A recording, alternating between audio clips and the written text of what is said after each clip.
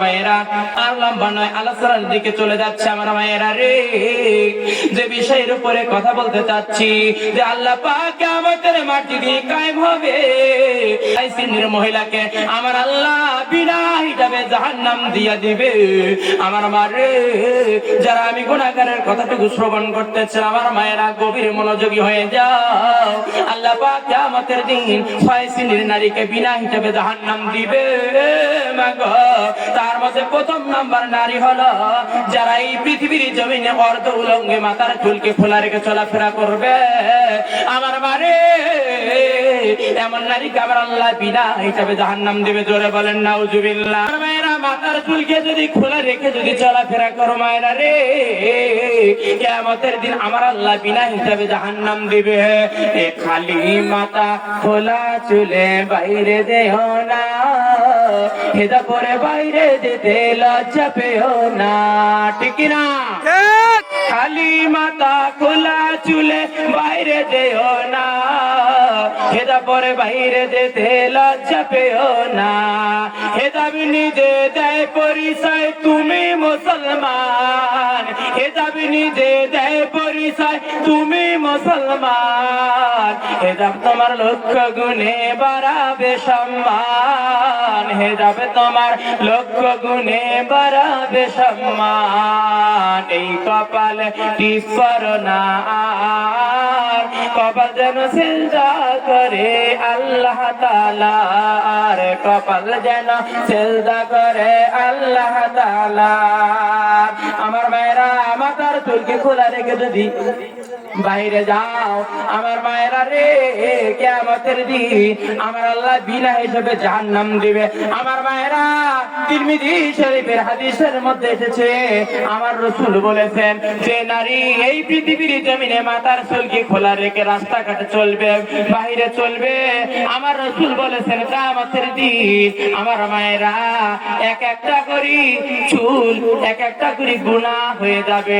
যতগুলো মানুষ দেখবে, এমনকি হাদিসে এসেছে তিরমিজি শরীফের ভিতরে আমার রাসূল বলেছে যে নারী এই পৃথিবীর জমিনে মাথা চুলকে খোলা রেখে চলবে আমার মারে, কবরে এক একটা করে চুল, এক একটা করে বিষধর সাপ হয়ে সেই নারীকে দংশন করবে। জোরে বলেন নাউজুবিল্লাহ, নাউজুবিল্লাহ।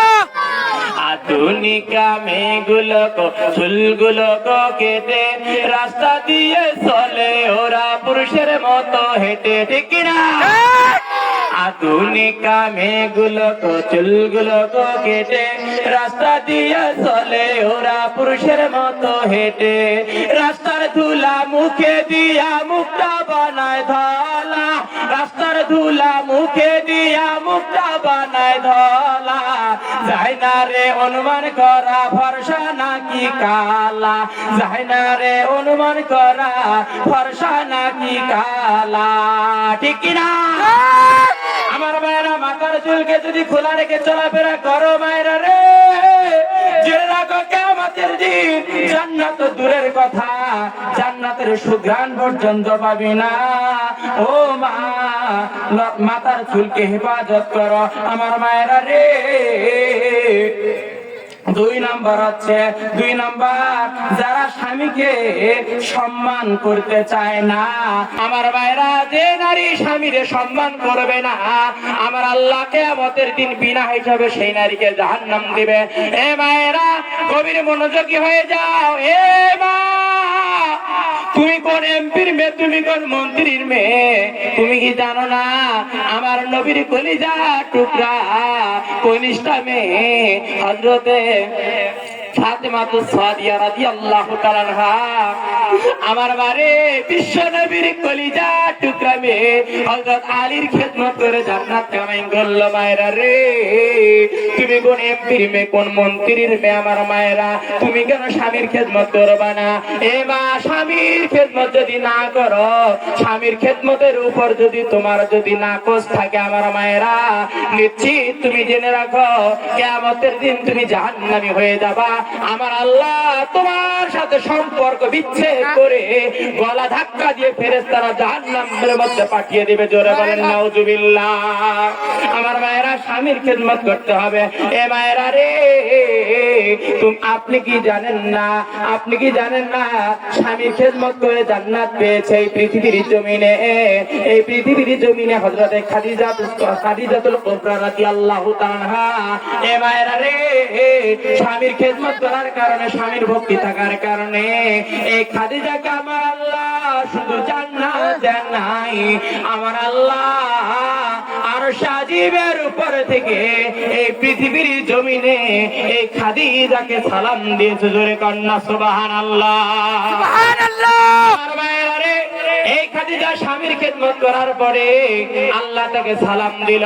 আমার আল্লাহ তাকে সালাম শুধুমাত্র দেন নাই, স্বামীর ভক্তি থাকার কারণে আমার আল্লাহ মৃত্যুবরণের পরে হযরত খাদিজার কবরের 3টা প্রশ্নের জবাব দিয়ে দিয়েছেন। ধরে বলেন সুবহানাল্লাহ, সুবহানাল্লাহ। আমার মায়েরা শুধুমাত্র তাই নয়, স্বামীর খেদমত করে জান্নাত কামাই করেছে আমার নবীর স্ত্রী, প্রাণপ্রিয় স্ত্রী হযরত আয়েশা সিদ্দিকা রাদিয়াল্লাহু তাআলা আনহা।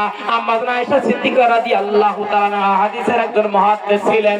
আম্মা জান আয়েশা সিদ্দিকা রাদিয়াল্লাহু তাআলা আনহা উনি রাসূলের থেকে নিয়ে 2210টা হাদিস বর্ণনা করেছেন। আমার মায়েরা, তার মধ্যে অধিকাংশ হাদিসগুলো ছিল নারী জগতের জন্য সেরা।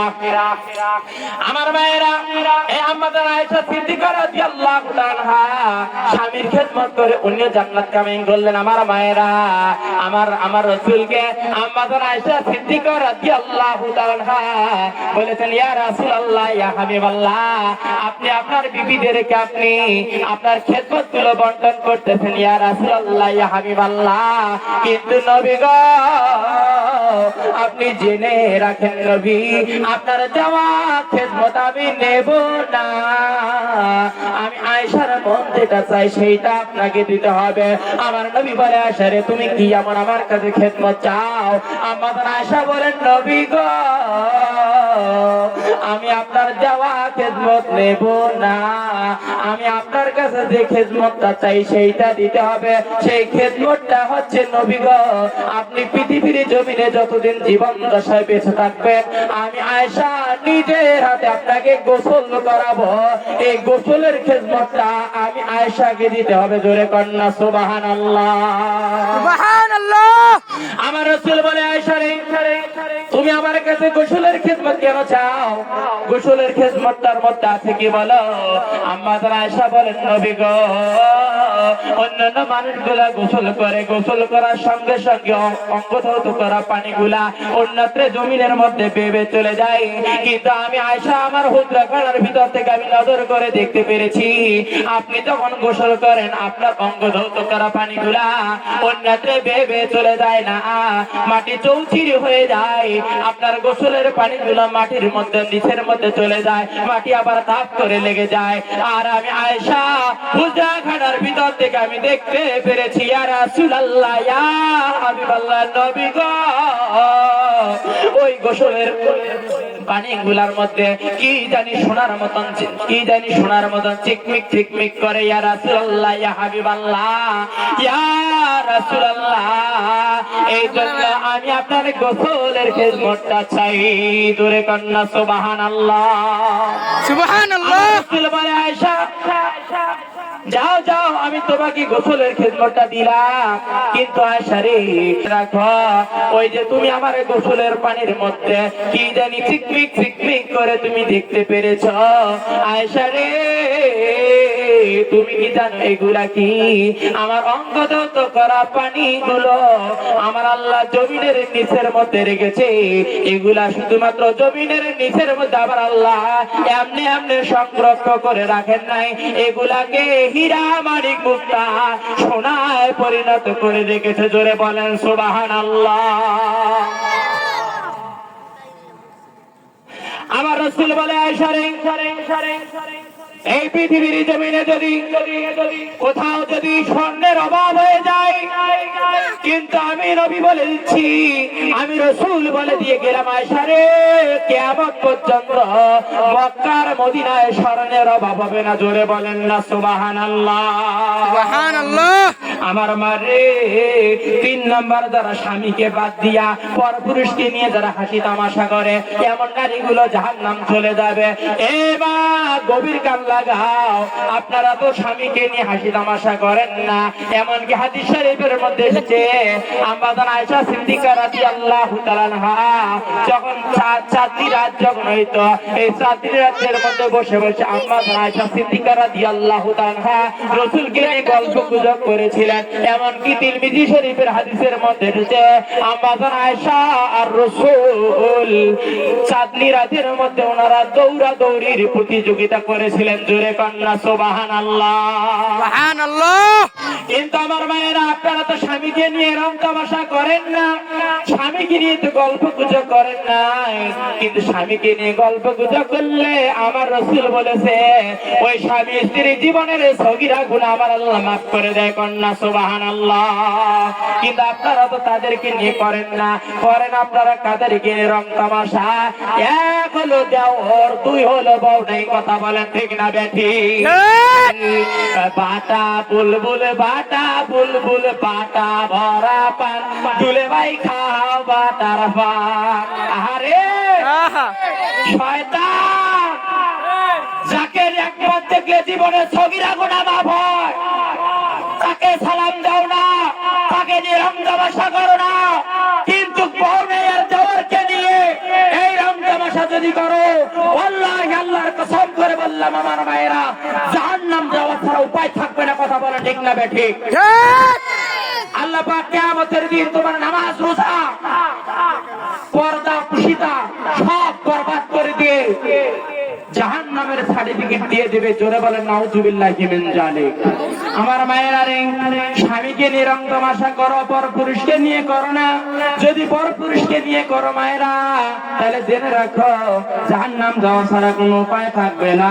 4 নাম্বার মায়েরা, যে নারীগুলো অপবিত্র তাকে পবিত্র হতে অলসতা করে, অর্থাৎ ফরজ গোসলের সময় আমার মায়েরা যে নারীগুলো ফরজ গোসল করতে চায় না, ফরজ গোসল করতে অলসতা করে, আমার মায়েরা জেনে রাখো রে মা,